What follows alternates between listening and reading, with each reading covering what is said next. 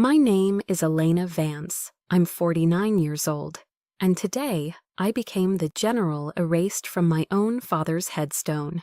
They think they've buried his legacy, but they have no idea what he truly left in my hands. Driving to Arlington in my dress blues, a foolish hope had lodged itself in my throat. The hope that this time, after a decade of silent sacrifice, they would finally see me. But as I stood before the cold, white marble, my name deliberately carved out, I heard my mother's voice, a blade of ice in the November air. "That whole soldier business of hers," she whispered to a guest. Frankly, it was a stain on the family name. A stain. The word hit me not like a sound, but like a physical blow. The world went silent, my blood turning as cold as the stone in front of me. I couldn't breathe. Have you ever been made to feel invisible by the very people who should have seen you first? Tell me your story, and stay with me as I begin to unravel the lifetime of lies that led to this one unbearable moment. The November sky over Arlington was a flat sheet of metal, the wind biting with the chill of the Potomac.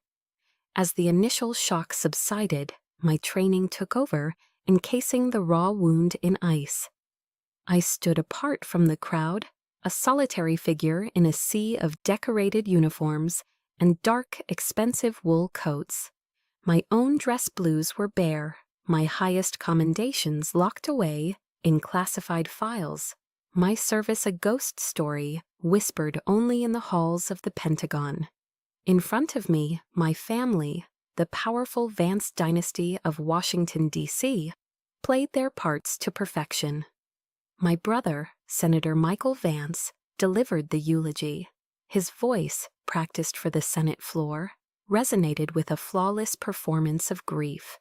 He spoke of our father, General Robert Vance, as a titan who had molded a United States senator and a devoted daughter, Laura. He gestured to my younger sister, who stood beside him, then back to himself. He never once glanced in my direction. In the official story of my father's life, I did not exist. The honor guard fired the 21-gun salute, the cracks echoing across the hallowed grounds. For everyone else, it was a tribute. For me, each shot was the sound of a nail being hammered into my own coffin. They were burying a hero, and in the same breath, they were burying me alongside him, under a headstone that denied my very name. After the ceremony, as the politicians and their aides began to disperse, I finally allowed myself to approach the grave. The words were so final, so absolute in their exclusion. "In loving memory of Robert Vance, beloved father of Michael and Laura." The coldness of my mother's earlier remark, a stain on the family name, still echoed in my ears, more painful than any physical injury I had ever sustained on the battlefield. It wasn't meant to wound, it was meant to erase. My military discipline screamed at me to maintain composure, to lock my spine, to retreat in an orderly fashion. But my body refused to obey. I was frozen, a statue of a soldier no one wanted.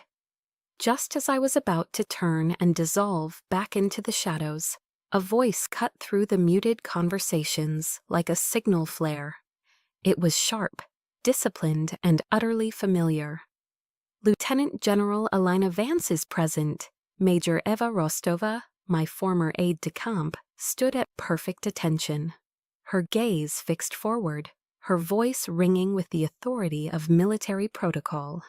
The air crackled, heads turned, the quiet murmuring of the powerful ceased. Generals, congressmen, and their families all looked at me, truly looked for the first time all day. Rostova's declaration wasn't a social introduction. It was a formal, undeniable statement of fact. It transformed my silent suffering from an act of submission into an act of accusation. For the first time in my life, I saw a crack in my mother's porcelain composure. I saw raw, unfiltered shock, and in Michael's eyes a flash of pure fury, quickly masked by his political poise. They had lost control, fueled by that single, profound act of loyalty. I felt something shift inside me. The ice in my veins began to thaw, replaced by a cold, hard resolve. I took a deep breath, straightened my back, and marched forward. I walked past my brother and my mother, forcing them to step aside. I stood before my father's grave, my posture erect, and brought my hand up in a slow, precise salute. It was a private farewell, a final report to my commanding officer, an honor they could not take from me. As I turned to leave, a frantic, trembling hand grabbed my wrist. It was Laura, her eyes swimming with guilt and tears. She pressed a cold piece of metal into my palm, her fingers closing mine around it. "This was Dad's," she whispered, her voice barely audible, terrified of being overheard. "Check his office, the oak box under the desk. He left something for you." Her eyes darted toward Michael. "Don't let him know." She pulled her hand back, as if burned, and disappeared into the crowd. I opened my palm. A single, old-fashioned key lay there. It was small and unassuming, but in that moment, it felt like the most powerful weapon in the world. An anchor in the storm, and the first clue in the war that had just been declared.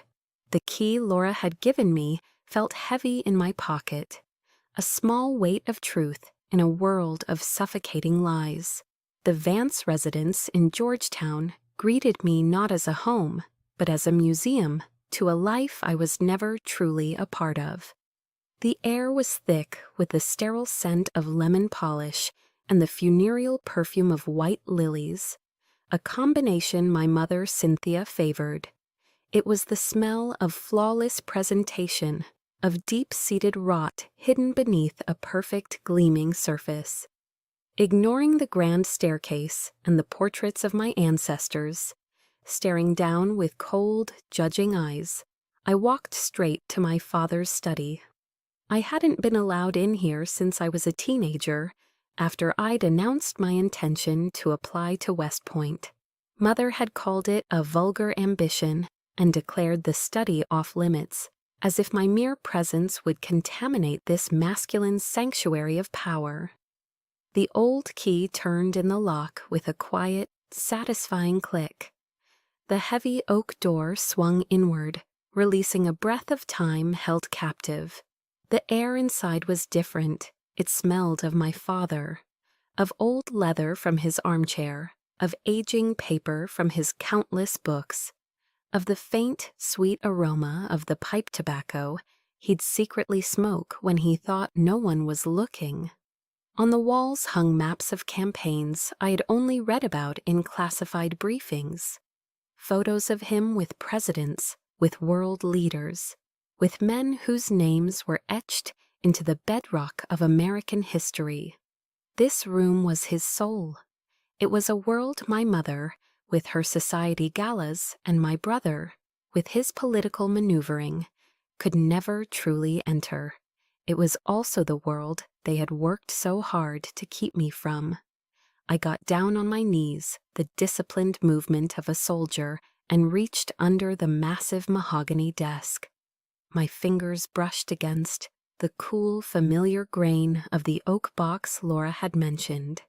It was covered in a thin film of dust, a testament to how long it had been hidden, forgotten by everyone but the man who put it there. With a surge of adrenaline, I lifted it onto the desk. The lid creaked open, and inside, my breath caught in my throat. It wasn't money or state secrets. It was a treasure trove of anguish.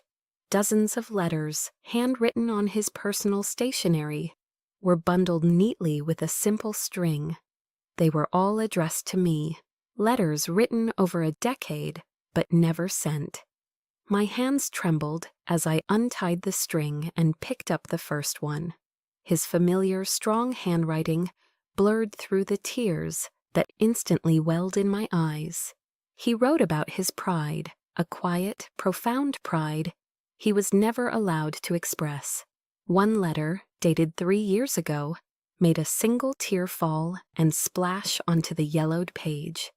"My dearest Elena," it read, "I received the after-action report for Operation Sandviper today.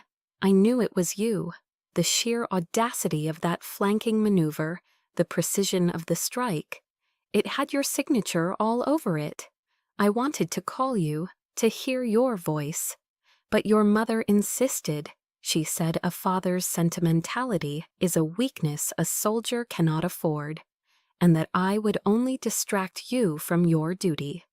He hadn't forgotten me. He had been silenced.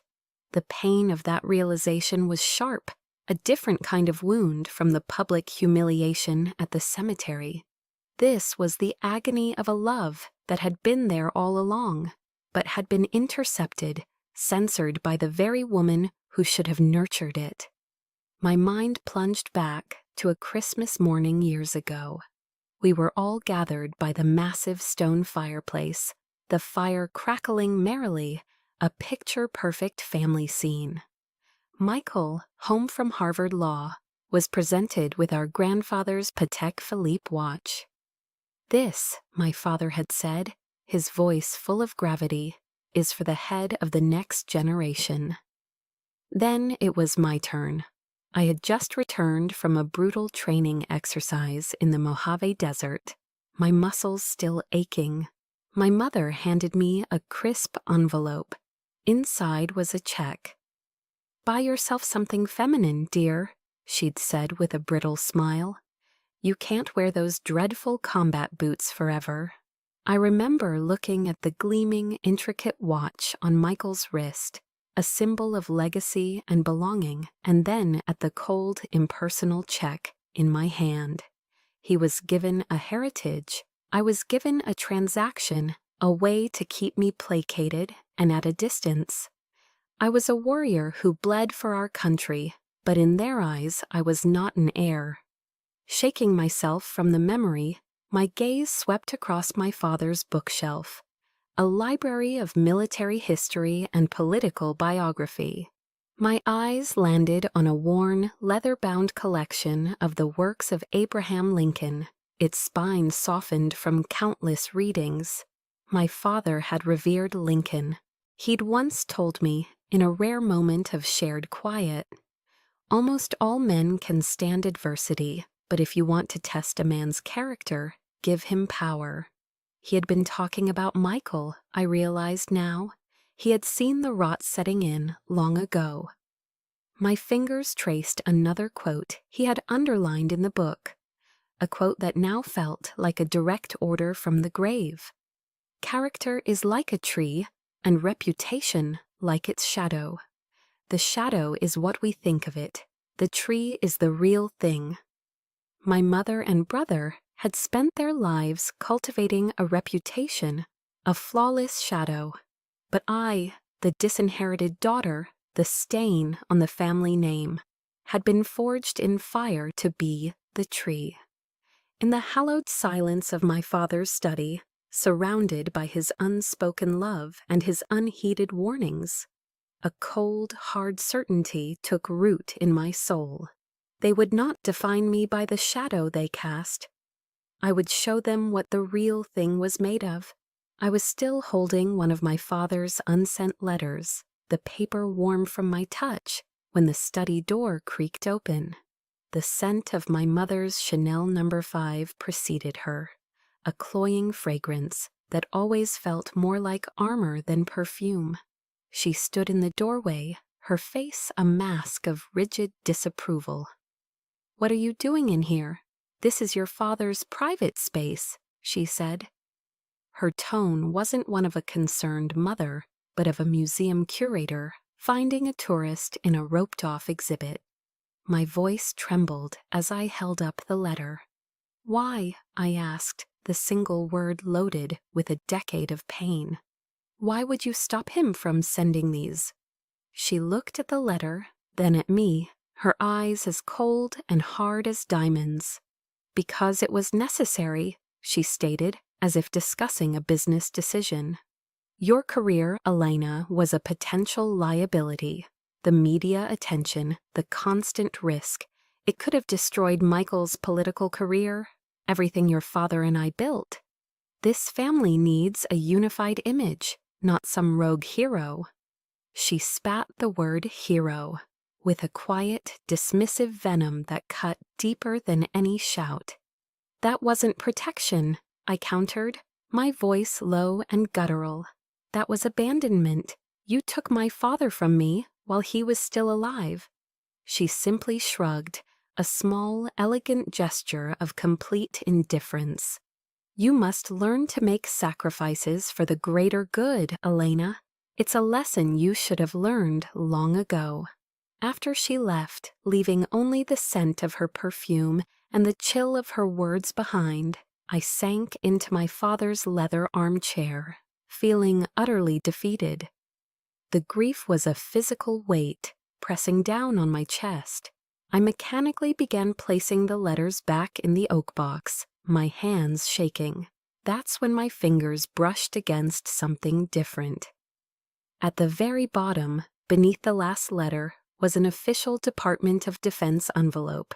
Its seal faded with time. My heart began to pound against my ribs, a frantic, desperate drumbeat. I tore it open. Inside was a single document. Memorandum for the record. Transfer of command, Operation Stone Aegis. The recipient line read, Lieutenant General Elena Vance. The date was August 2020. It was undeniable proof. My father had not only been proud of me, he had officially chosen me as his successor for a top-secret counter-terrorism and intelligence operation. But it was the signature block at the bottom that made the air leave my lungs. There were two signatures. The first, bold and familiar, was that of General Robert Vance. The second, neat and precise, under the line for Senate Oversight Committee review, was that of Senator Michael Vance. My brother, he knew he had signed off on it, and then he had buried it. The world tilted on its axis. This was no longer a story of a mother's cruel favoritism or a family's embarrassment. This was a calculated act of betrayal, a conspiracy orchestrated by the one person I had protected from schoolyard bullies, the person whose ambitions I had always, from a distance, respected. He hadn't just stolen my legacy, he had stolen my command, my honor, and in doing so, had potentially compromised national security for his own gain. I stared at his signature, so clean and confident. Every stroke of the pen was a separate, deliberate stab in the back. The sorrow in my heart froze, hardening into a glacier of pure, cold rage. I had fought enemies across the globe, but the most dangerous one of all was sitting in the U.S. Senate, sharing my blood. In that moment of icy clarity, a vibration startled me. It came from the secure satellite phone I always carried, a device that had been silent for years. My hands were still shaking as I pulled it from my pocket. A single encrypted text message glowed on the screen. It was from a number I knew by heart, Major Rostova's. Ma'am, a ping on the old network. Your credentials just went from decommissioned to active. Someone is stirring the pot. Advise we meet. Diner off Route 1, Quantico. 0600. The short, cryptic military jargon was a lifeline. It was a signal fire in the dark. I wasn't alone. And somewhere, someone had just reactivated the very credentials my brother had tried so hard to erase. The battle wasn't over. It had just begun. I carefully folded the memorandum, the secret weapon my father had left me, and placed it securely in an inner pocket. I would go to Quantico, I would meet Rostova, and I would take back everything they had stolen from me. The drive down I-95 to Quantico before dawn was a transition between two worlds. I left behind the cold, silent grandeur of Georgetown, a place of power plays and whispered betrayals, and headed toward the familiar, unpretentious landscape of a military town. The Semper Fi Diner, just outside the main gate of the Marine Corps base, was an institution. It was a place blessedly free of pretense, where the clatter of plates and the gruff laughter of young Marines were the dominant soundtrack. The air inside was thick with the honest, robust smells of burnt coffee and sizzling bacon, a world away from the cloying scent of my mother's lilies. I chose a booth in the back corner, its red vinyl cracked from years of use, and watched the life of the diner unfold. This was a place of substance, not style. This was real. At 600 sharp, Major Eva Rostova walked in. She was in her camouflage utilities, her expression as serious and focused as ever, but her eyes held a spark of unwavering loyalty that I hadn't seen directed at me in a very long time. She placed a ruggedized military laptop on the table with a quiet thud and sat down opposite me. There were no flowery greetings, no awkward small talk, just a respectful nod. "Welcome back, General," she said, her voice low and steady. Just those 3 words, spoken with such simple, profound respect for my rank and my position, were worth more than a lifetime of the hollow pleasantries I had endured at my family's estate. In that moment, surrounded by the comfortable chaos of the diner, I felt a sense of belonging that the opulent Vance mansion could never provide. This, among soldiers, was where I was home. Rostova looked me straight in the eye, her gaze unflinching. "Ma'am, there's something I have to say. My years serving under your command were the proudest of my career. You taught all of us what real leadership is, what honor actually means. When they scrubbed your name from the official reports, the entire unit was furious. We weren't allowed to speak up, but we never forgot. You were and are our commander." Her words were direct, unadorned, and they washed over me like a warm current, thawing the glacier that had formed around my heart. I had never heard anything remotely similar from my own blood. To them, I was a liability, a stain. To Rostova, to my soldiers, I was a leader. For the first time in a decade, I felt something I had long ago given up on. I felt seen. I simply nodded, unable to speak, past the lump forming in my throat. She seemed to understand, giving me a moment before turning to the laptop. She powered it on, the screen glowing in the dim morning light. When your credentials were reactivated, it created a loophole. I was able to access a fragment of the stone Aegis system logs before they shut it down again. "Look at this, ma'am." On the screen was a command line entry, cold and digital. My name, Lieutenant General Elena Vance, had been entered as the succeeding commander, the timestamp matching the date on my father's memorandum perfectly. But just 24 hours later, another entry appeared, a manual override. The originating authority was listed in stark damning text, Oversight Senate M. Vance, Michael. He hadn't just allowed my name to be buried, he had taken the shovel and dug the grave himself. Rostova then pointed to a small attached annotation, a note that made my stomach clench. It read, "Subject non-compliant, high risk, recommend permanent decommissioning." My own brother had not only erased me, he had formally recommended that I be neutralized. A waitress, an older woman with kind eyes and a silver bun, appeared at our table. "What can I get for you girls?" she asked with a warm, genuine smile.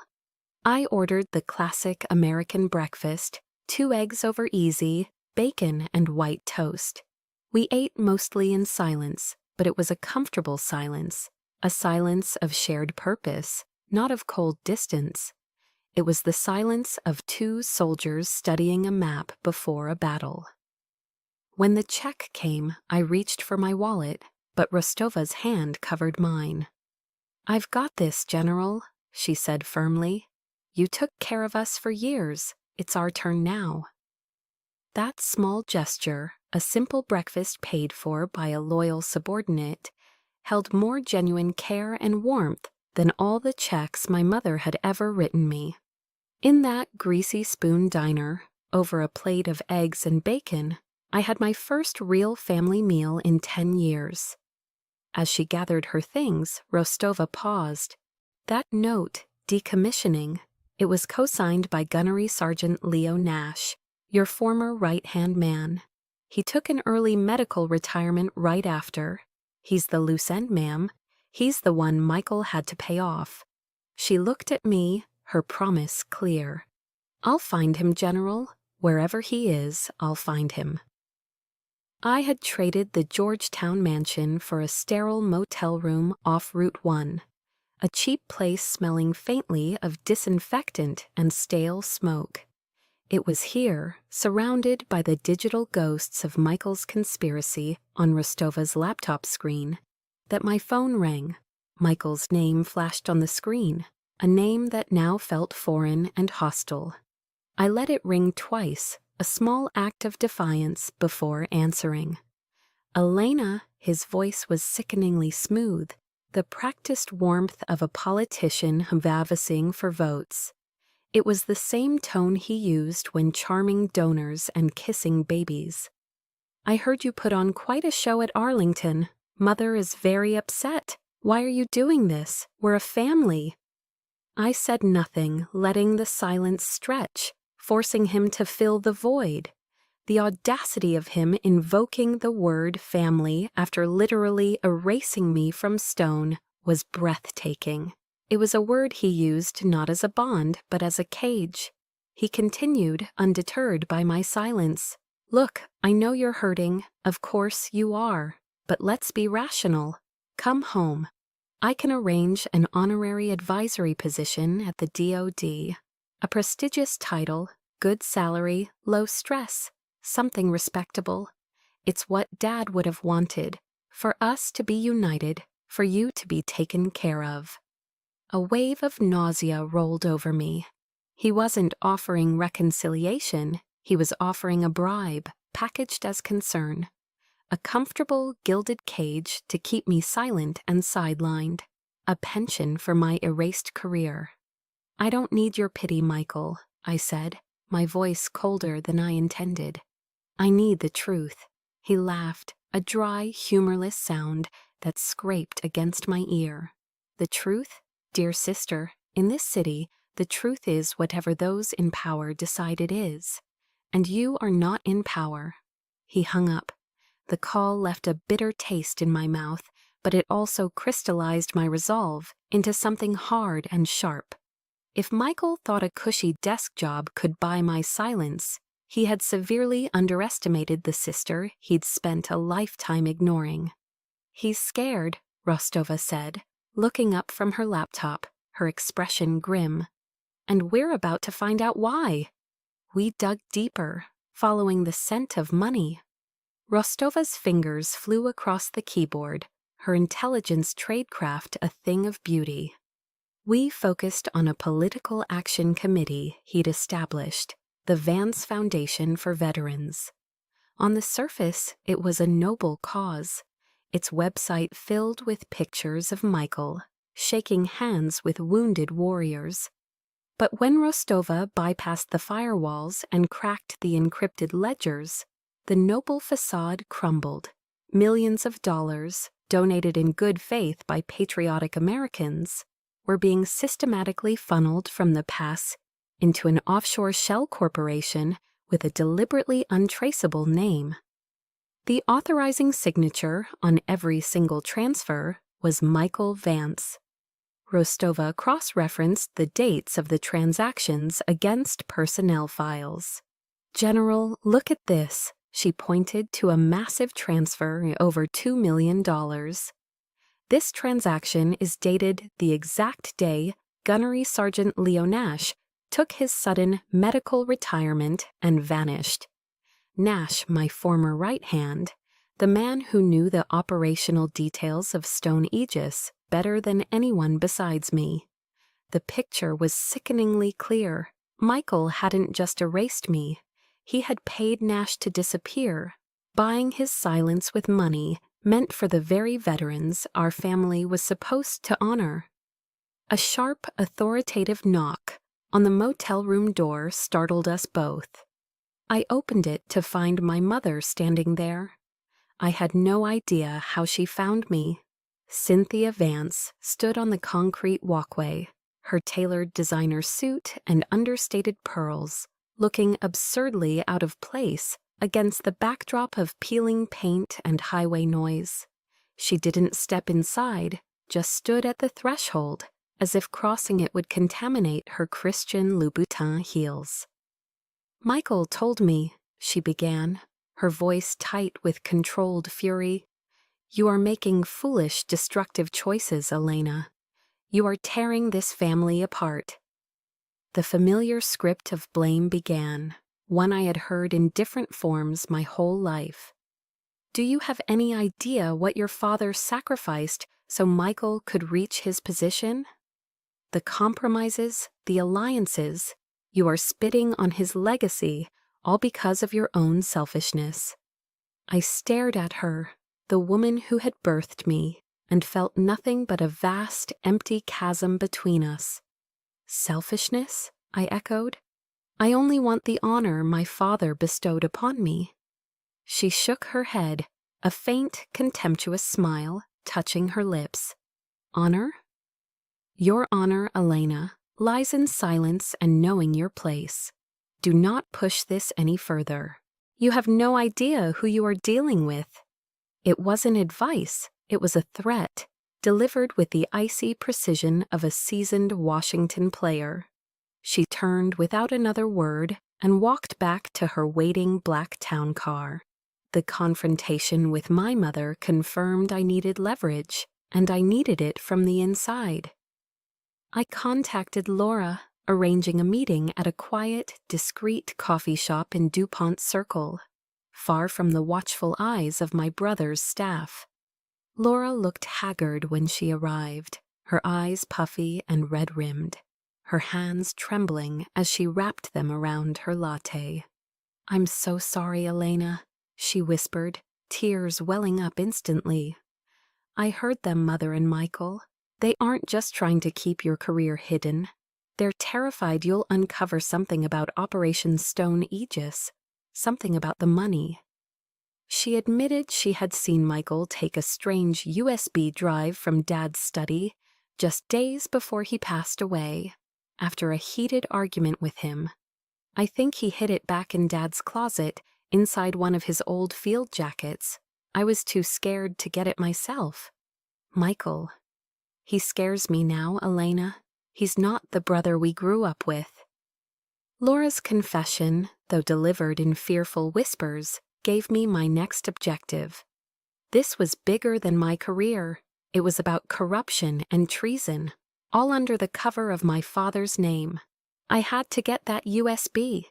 It was the key to dismantling the empire of lies Michael had built on the ashes of my service. Michael's invitation came 2 days later. He asked me to attend the annual fundraising gala for the Vance Foundation for Veterans, held in the opulent ballroom of the Hay Adams Hotel, with its panoramic view of the White House. "It's a chance for our family to show a united front," he'd said, his voice oozing with a sincerity that I now knew was pure performance. Against my better judgment, a small, foolish part of me, the part that still yearned for a family that never was, agreed to go. I chose a simple, elegant black gown, a stark contrast to the glittering sea of designer dresses and jewels. I felt like a foreign operative on a reconnaissance mission, gathering intelligence in hostile territory. As predicted, my presence was an exercise in calculated invisibility. Michael introduced me to a senator with a dismissive wave of his hand. "This is my sister, Elena." No rank, no title, just a name, stripped of all its meaning, all its sacrifice. Throughout the evening, my mother drifted by periodically, a ghost in couture, whispering poison into my ear. You see, Elena, this is our world, the world of influence, of importance. Forget that messy business with the military and come home. This is where you belong. It was a gilded cage, and she was rattling the bars, trying to lure me inside with the promise of acceptance. The evening culminated in a charity auction. The auctioneer, a man with a booming voice and a plastic smile, was rattling off bids for extravagant vacation packages and rare wines. Then came the final item. And now, ladies and gentlemen, a truly unique piece from the personal collection of the Vance family, he announced, the display case of the late, great General Robert Vance, which once held his Medal of Honor, now repurposed to hold the treasured childhood mementos of his beloved youngest daughter, Laura Vance. The air was sucked from my lungs. On the stage, under the spotlight, was my childhood. My small wooden box, the one I had kept under my bed, the one that held my most precious possessions, faded photos of my father and me before he became a famous general, a worn-out rag doll, and most importantly, the small brass compass he had given me when I was 10. So you'll always find your way home, he had said. They hadn't just erased my name from his headstone. They were auctioning off my history, replacing my identity with Laura's, rewriting the past to fit their perfect narrative. And Michael, my brother, stood on that stage, smiling proudly, as if this desecration were a noble act of charity. I couldn't breathe. The polite applause of the crowd sounded like roaring in my ears. I turned and fled the ballroom, bursting out onto the cold balcony overlooking Lafayette Square. The frigid Washington night air did nothing to cool the inferno raging inside me. I had endured the dismissiveness, the neglect, the quiet betrayals. But this public auctioning of my soul, was a declaration of war. I gripped the cold iron railing, feeling utterly and completely alone, a ghost haunting my own life. In that moment of absolute despair, a verse my mother used to read to me before she decided my faith was as inconvenient as my career echoed in my mind. Yea, though I walk through the valley of the shadow of death, I will fear no evil, for thou art with me. A bitter laugh escaped my lips. I was no longer walking through the valley. I was the valley, I was the shadow, and I was done fearing evil. I was about to become it. The time for defense was over. I pulled out my secure phone, my fingers steady and sure. I sent an encrypted message to Rostova, 2 words, commence operations now. I turned to walk back inside, my face a mask of cold fury. Michael intercepted me at the door, his smile faltering as he saw my expression. "Where are you going? You'll make a scene," he hissed, his voice an authoritative command. I looked directly into his eyes, and for the first time, I saw him for what he was, not my brother, but the enemy. "I'm going to get back what's mine," I said, my voice eerily calm. "You and Mother should enjoy the rest of your evening. It will be your last peaceful one for a very long time." The smug confidence vanished from his face, replaced by a flicker of genuine fear. He saw something in my eyes he had never seen before, not pain, not submission, but the cold, hard resolve of a general about to launch an all-out assault. I turned my back on him and walked away, leaving him standing alone in the glittering, hollow world he had built. What was the final straw for you? The one moment that made you say, "Enough is enough"? Share that moment of courage in the comments below. The flimsy walls of the motel room seemed to fade away, replaced by the familiar, focused atmosphere of a tactical operations center. The cheap bedspread became our planning table, covered with a satellite map of the Vance estate that Rostova had procured. Dressed in tactical black from head to toe, I felt the familiar adrenaline begin to course through my veins. Not the hot, chaotic anger from the gala, but a cold, clean fire of pure purpose. This was my element. Grief and betrayal were foreign territories, but this, a mission, a target, a plan, this was home. "Talk to me, Rostova," I said, my voice crisp. "The estate's security system is civilian grade, but top of the line," she reported, her fingers flying across the keys of her ruggedized laptop. 4 peripheral cameras covering the main approaches, 2 motion sensors in the downstairs central hallway. Standard stuff. But Michael got arrogant. She pointed to a section on the map. The West Wing. It's the old part of the house, where the servants' quarters used to be.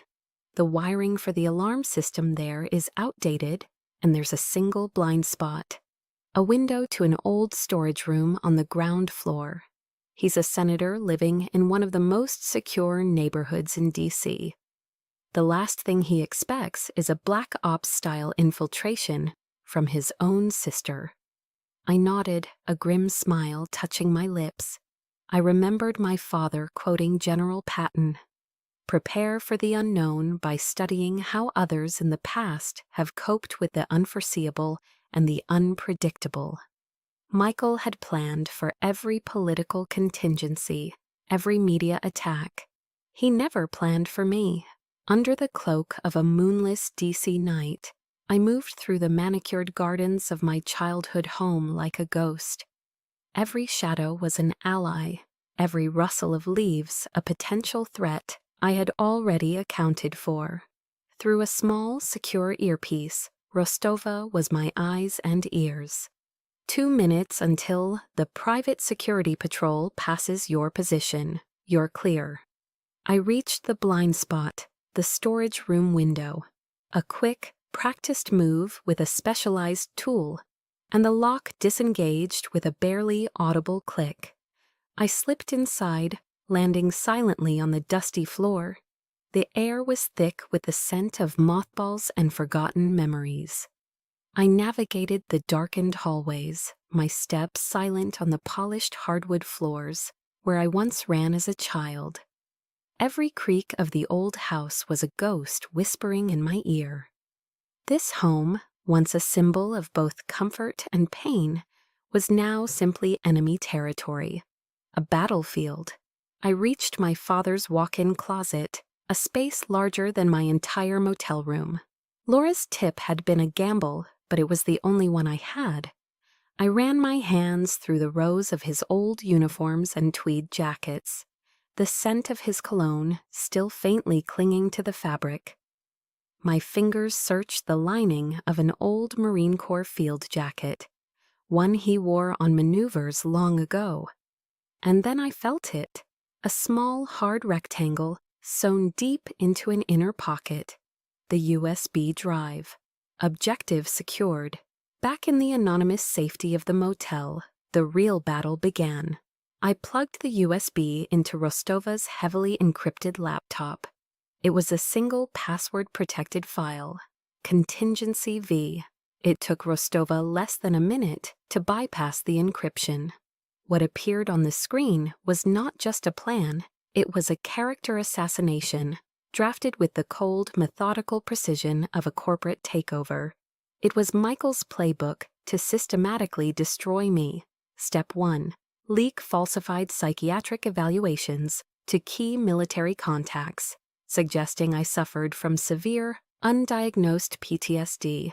Step 2. Use his oversight authority to reroute intelligence reports, minimizing my successes and exaggerating minor operational frictions.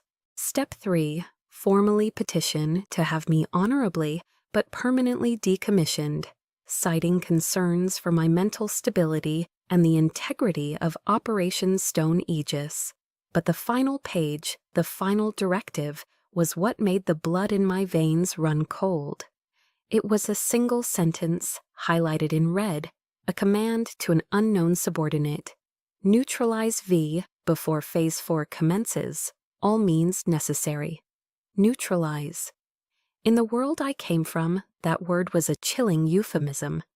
It didn't just mean to remove from a post. It could mean to remove from the board entirely, permanently.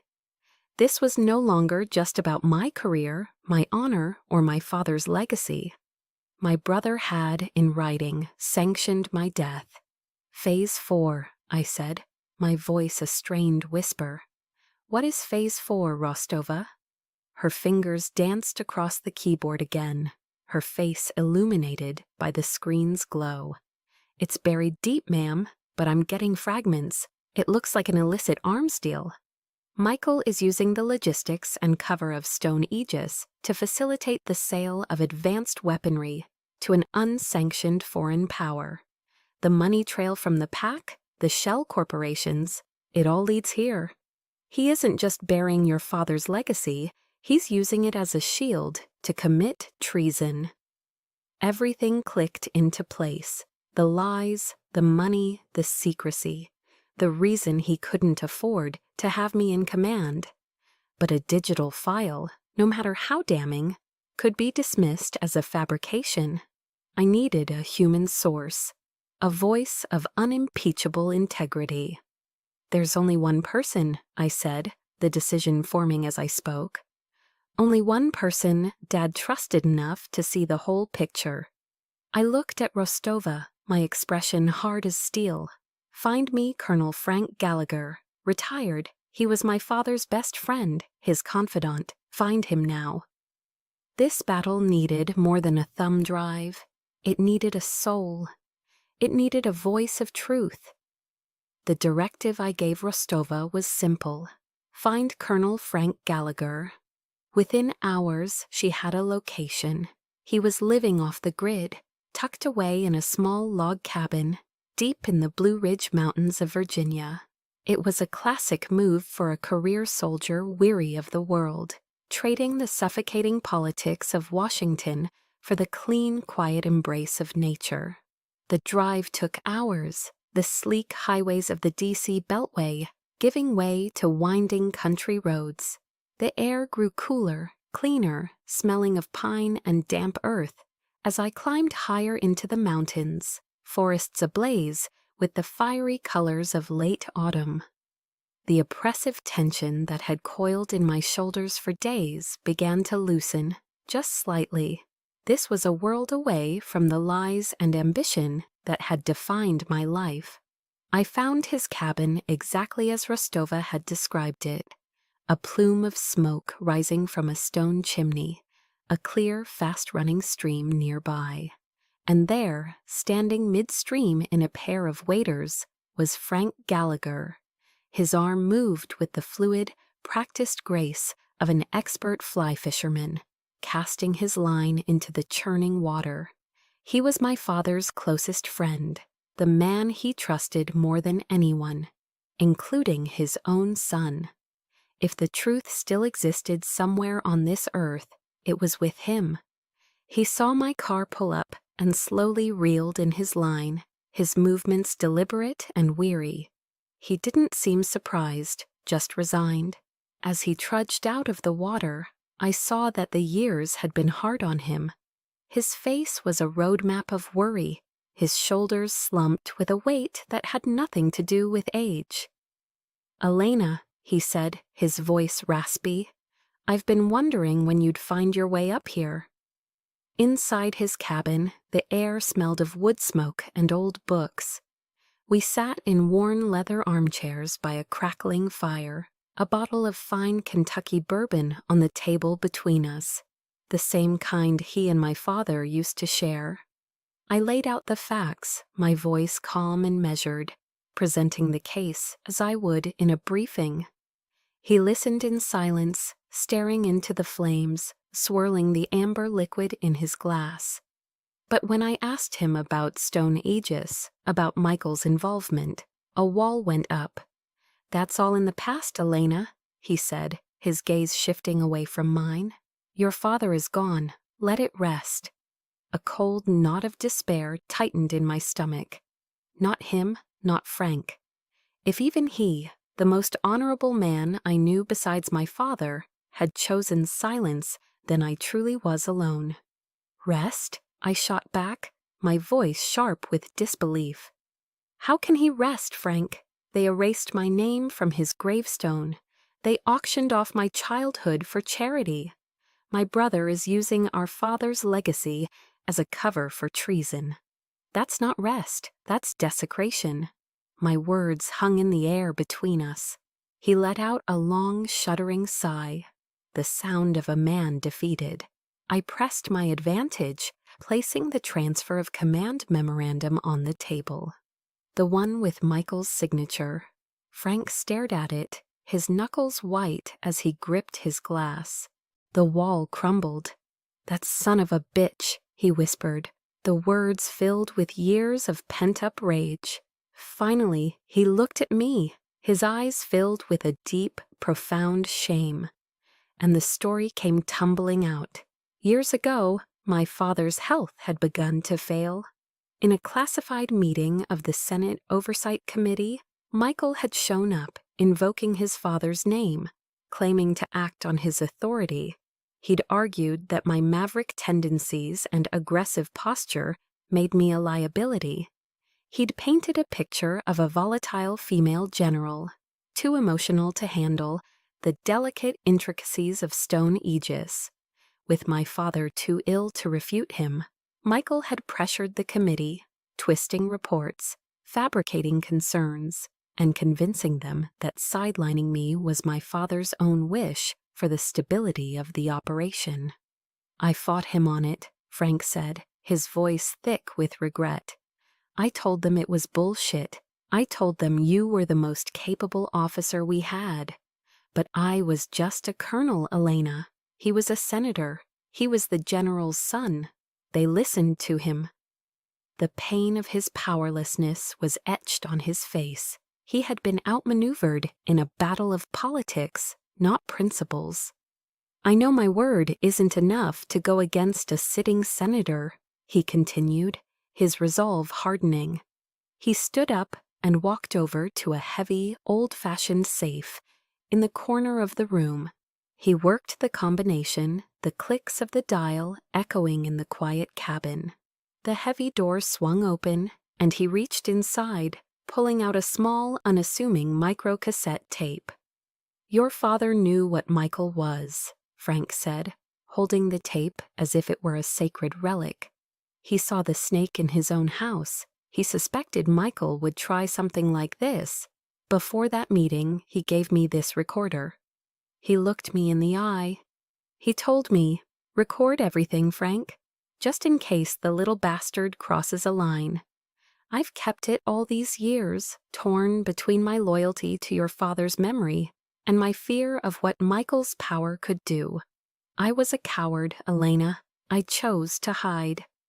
He placed the tape in my hand. It was impossibly heavy, weighted with the truth I had been so desperate to find. It was my father's last order, his final contingency plan. "This is it, Elena," Frank said, his voice firm now. "This is Michael's voice, his own words, ordering the committee to remove you from command. It's the weapon your father left for you." I closed my fingers around the small plastic rectangle. This wasn't just evidence, it was validation. It was the voice of my father, reaching out from beyond the grave to arm me for the final fight. The battle could no longer be fought in the shadows of Washington. It had to be brought into the light. Holding the cassette tape from Gallagher felt like holding a live grenade. The pin was pulled. The only question was where and when to throw it. Fighting Michael within the closed-door systems of the Pentagon or the Senate was a losing battle. He was the master of that universe, and he would use its labyrinthine rules to bury the truth forever. No, the only way to win was to change the battlefield. to drag him out of the shadows and into the one arena he couldn't control, the court of public opinion. His greatest strength, his public image, was about to become his greatest vulnerability. I made the call to David Paxton, a veteran investigative journalist whose primetime news program was legendary for taking down corrupt politicians. "Mr. Paxton, this is Lieutenant General Elena Vance," I said, my voice steady. "I have a story for you, a story about honor, betrayal, and Senator Michael Vance." There was a stunned silence on the other end of the line, followed by the palpable excitement of a journalist who knows he's just struck gold. "General," he said, his voice charged with energy, "we'll clear the schedule for you." Before heading to the studio, I stood before the mirror in my motel room. I wasn't wearing my uniform. I was wearing a simple, dark blue dress, professional, serious, and civilian. This wasn't a military operation anymore. This was personal. For years, my family's judgment had been a constant, suffocating weight, making me feel like an outsider in my own skin. I thought of something Eleanor Roosevelt once said, a quote my father had admired. "No one can make you feel inferior without your consent." I looked at my own reflection, at the lines of exhaustion and resolve around my eyes. I was done giving my consent. The television studio was cold, a cavern of darkness and blinding lights. Opposite me sat Paxton, his expression a mask of professional neutrality, but his eyes sharp with anticipation. Millions of people were watching. I felt a flicker of the immense vulnerability of what I was about to do, to lay bare my family's deepest shames for the world to see. But then the discipline of 1,000 missions took over. I was calm. I was ready.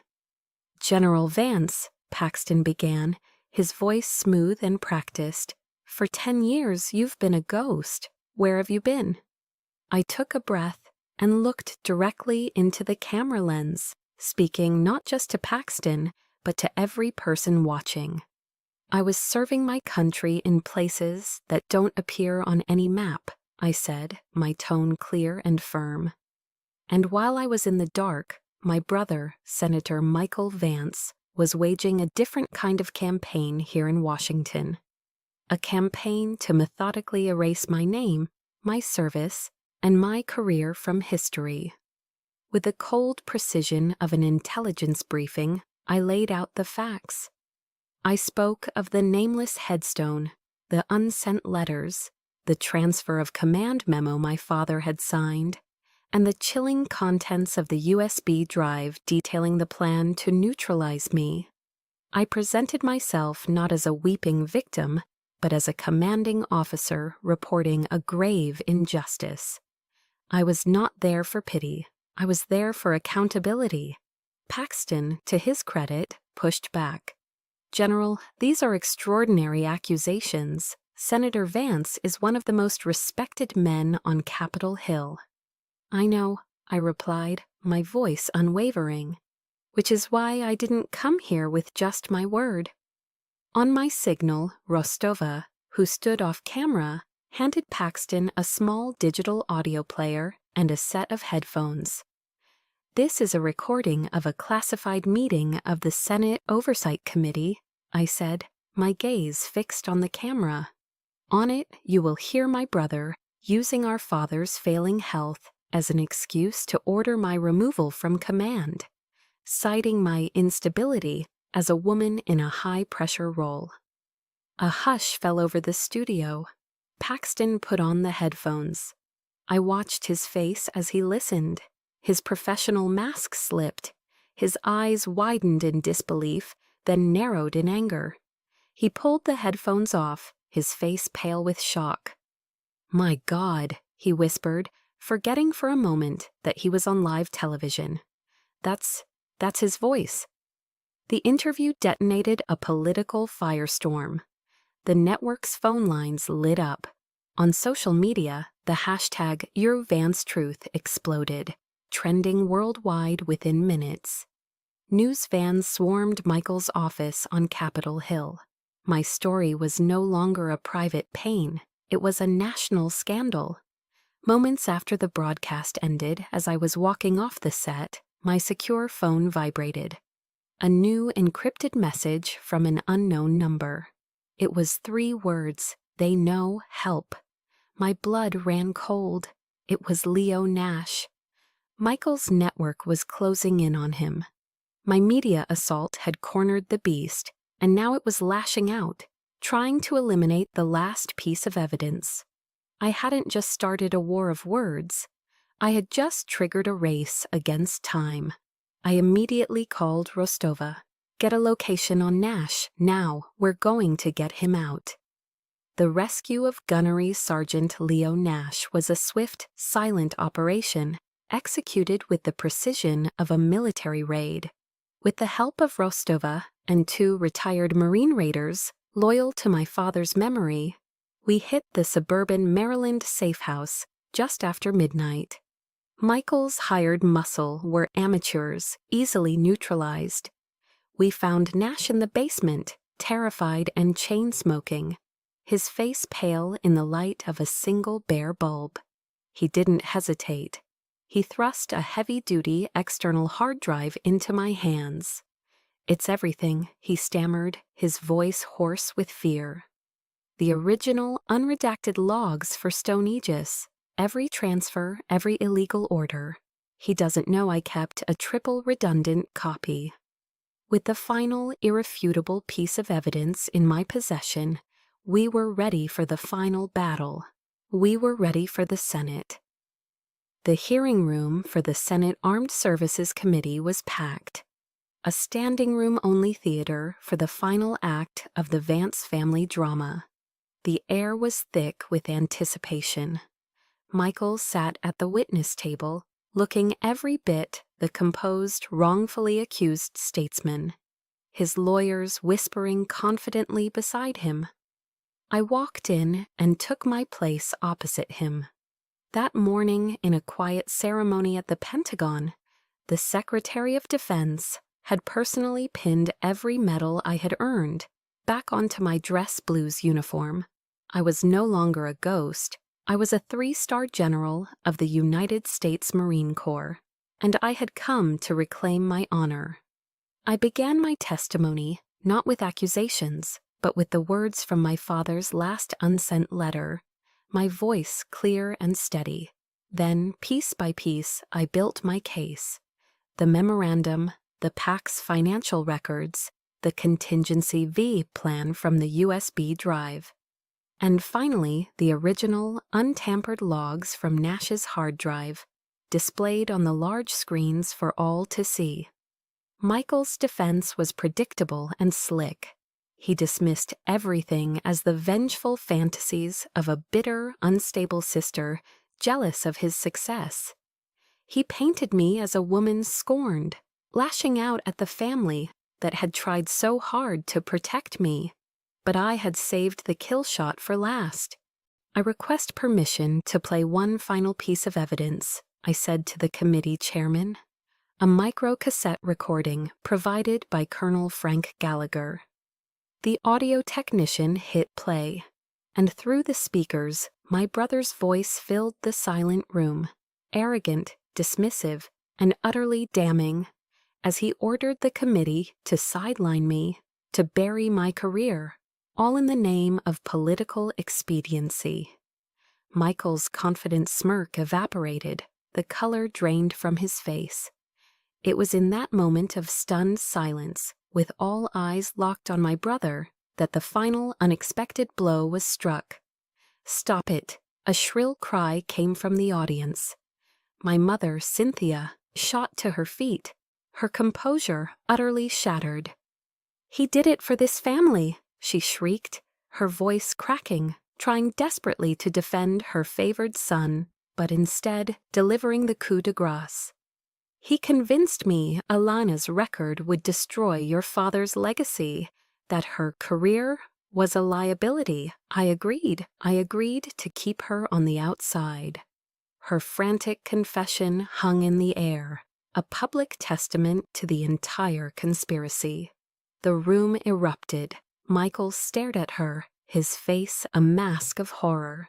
His carefully constructed world had been brought down not by my evidence, but by the panicked words of the mother who had enabled him. The chairman slammed his gavel, abruptly ending the hearing and immediately calling for a full criminal investigation by the Department of Justice. In the days that followed, the Vance empire crumbled. Federal agents arrested Michael in his Senate office. He didn't resist. His career, his reputation, his entire life was over. Weeks later, I stood on the parade grounds at the Marine Barracks in Washington, D.C. In a formal ceremony, I was publicly reinstated to my full rank and honors. Looking out at the sea of Marines, my Marines, I didn't give a long speech. I said only 5 words.